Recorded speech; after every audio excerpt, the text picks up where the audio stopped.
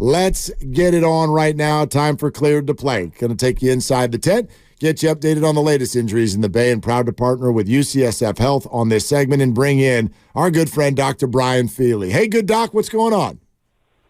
How's it going? Everything is great, and we're getting ready for this game, and it sounds like Eric Armstead is going to be good to go. But I wonder, bigger picture, with something that keeps recurring like that and late in seasons, what are the concerns here? I mean, I think with Armstead, the concern is he hasn't been healthy for most of the year, and depending on how his knee and foot are feeling, can he hold up for an entire game? Hopefully 3 games. But realistically, we had the Rams game, which was essentially an off week. He was off the week before that. We had the bye week, so this gives him the best possible chance to play. The nice thing, too, is that hopefully, like you said, if we can get a rush and we get a big lead, then he can be limited in the number of plays that he actually has to be on the field. And with it being a little wet, I would imagine if we lean on the run game and have good time of possession, the defense won't be out there nearly as much as the offense. And if that is the case, it would help Dre Greenlaw as well, who did not practice today due to the Achilles that he's dealing with. What do you think extra days off are going to do for his ability to go out there and play? Yeah, I think it's really nice. So anytime you have an Achilles strain or Achilles tendinopathy, the only real good treatment is rest.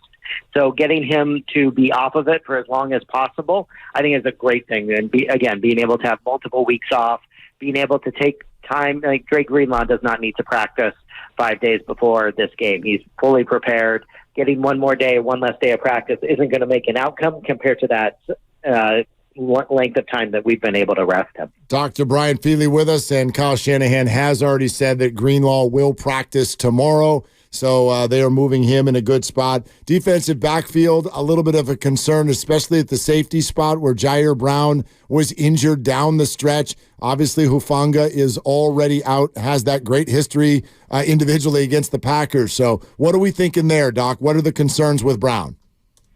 Yeah, I think with a knee strain by the time we play 4 weeks ago, I think he should be back and be totally fine. The one tricky thing is with the weather, if it's really slick and he's got to plant a little bit more, when we say he's back and fine, it doesn't mean it won't hurt him. Most of these players play just fine through a little bit of pain, but it may make a difference in how he's feeling during the game. Again, hopefully he's feeling perfect. There's no structural injuries inside the knee that would slow him down. And as you said, we're a little bit thin in the defensive backfield, so the fewer injuries there, the better. Any reason for concern over Ambry Thomas, who had played through a broken hand, then he had surgery? Will he be okay to be out there with the club? Yeah, I think from a safety standpoint, they're totally fine. You're well padded. It's safe to play when you've got a cast on your hand. The drawback is you're not going to be quite as likely to get an interception when you literally have a club on one hand. Is that ideal? No, but he's been playing well, and it's better to have him out there. And hopefully the week after that, we get the cast off and he can play at full strength. Doc, we want to get some Warriors thoughts from you as well. It's a bummer time for a young player on the Warriors to miss time because the trade deadline is coming and these guys really want to prove their ability to stay. So my eyes are on Moses Moody, who suffered a grade 1 calf strain 6 days ago. They said a reevaluation 10 days from then.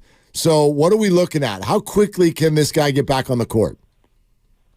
Yeah, I think when we look at grade 1 calf strain, we look on average for 10 to 14 days before people can be reevaluated and play. So I would guess in general, he's going to be out for the road trip. He maybe will be able to be reevaluated. But as we saw with GP2, especially for these jumping athletes, you really need to feel perfect because you are at risk for recurrent injury.